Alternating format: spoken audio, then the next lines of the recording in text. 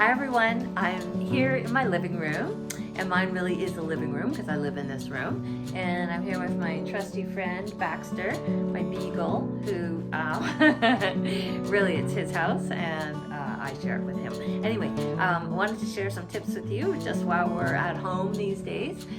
Even though I have a tiny space, that doesn't mean your space shouldn't be lush, and I just wanted to share some ideas with you about this particular space. Here in my living room, I'm actually just on a two-seater sofa, and what I want to tell you is even if you have only a little bit of furniture, make sure it's lush and luxe feeling, because that's how it makes it a really comfortable environment, even if it's not a big environment. And the other key thing is I have this wonderful view here, amazing big windows that face west, and I love the light. You can see how bright it is, but two things about that is it gets overwhelmingly bright and it can get hot. So layer your windows.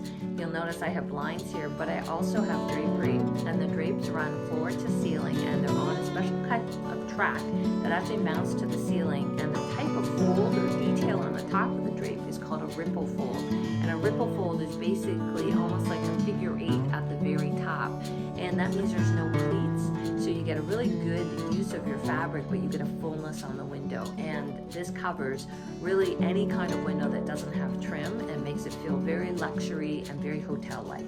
So no matter what, add in your drapes, because especially when you have a great view, you want to make sure that you keep people inside when you're talking to them, not looking out the window. And that's what drapes can do. Thanks.